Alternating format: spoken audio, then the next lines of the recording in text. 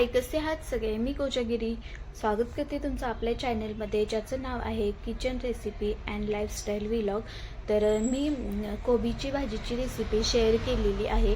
अगदी 5 ते 10 मिनटामध्ये बनणारी रेसिपी आहे. तुम्हाला पण कोबी जर आवडत नसेल तर तुम्ही एकदा अशी ट्राय करून बघा, खूप छान लागते. तर चला आपण रेसिपीला सुरुवात करूया. तर सगळ्यात पहिले कोबी बारीक चिरून घ्यायचा, तो स्वच्छ पाण्याने धुवून घ्यायचा. नंतर कढईमध्ये तेल टाकायचं. तेल टाकल्यानंतर ना तेल चांगलं गरम झालं की त्यामध्ये थोडंसं जिरं टाकून घ्यायचं. जिरं चांगलं तडतडून घ्यायचं. नंतर त्यामध्ये कढीपत्ता टाकायचा. कढीपत्ता पण चांगला तेलामध्ये तडतडून घ्यायचा.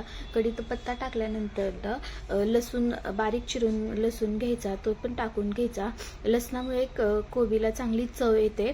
जर तुम्ही टाकत नसाल लसूण तर एकदा टाकून बघा, खूप छान लागतो कोबी. तो चांगला तेलामध्ये फ्राय करून घ्यायचा. नंतर तुम्हाला जसं तिखट हवे तसं हिरवी मिरची, एक 4 ते 5 हिरवी मिरची घ्यायची, ती बारीक चिरून घ्यायची, ती पण तेलामध्ये टाकायची आणि चांगली फ्राय करून घ्यायची. ते सगळं एकत्र तेलामध्ये मिक्स करून घ्यायचं. ते चांगलं फ्राय झाल्यानंतर ना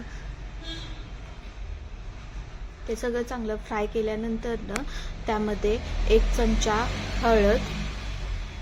हळद टाकून घ्या.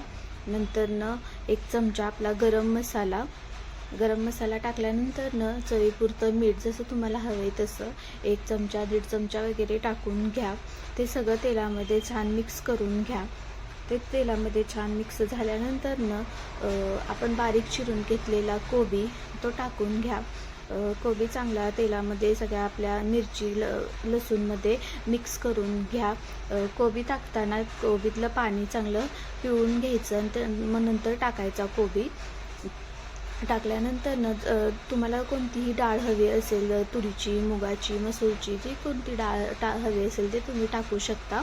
मी ते 15 मिनटं मुगाची डाळ भिजत ठेवलेली होती पाण्यामध्ये आणि नंतर आपण ती कोबीमध्ये टाकलेली आहे. डाळ टाकल्यानंतर पण कोबीला छान चव येते. तुम्हाला कोणती आवडत असेल ते तुम्ही डाळ टाकू शकता.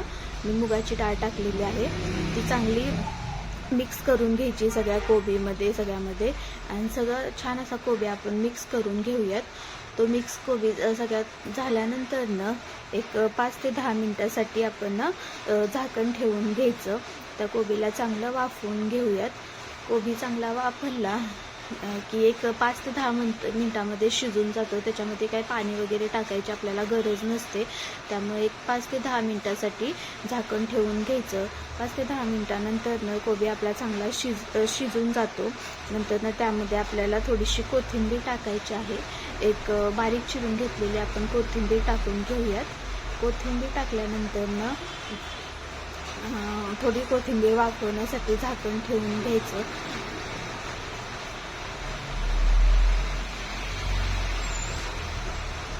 कोथिंबीर वापरण्यासाठी झाकण ठेवून घ्यायचं. एक 2 सेकंदानंतर आपला इथे कोबी छान प्रकारे झालेला आहे.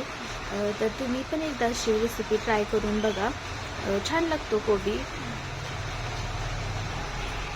तर आपली रेसिपी आवडली असेल तर चॅनलला आपल्या लाईक, शेअर, सबस्क्राईब आणि कमेंट करायला अजिबात विसरू नका. अशाच नवनवीन रेसिपी पाहण्यासाठी आपल्या चॅनलला फॉलो करा. तर भेटूया आपण पुढच्या ब्लॉगमध्ये. तोपर्यंत आपली काळजी घ्या. बाय.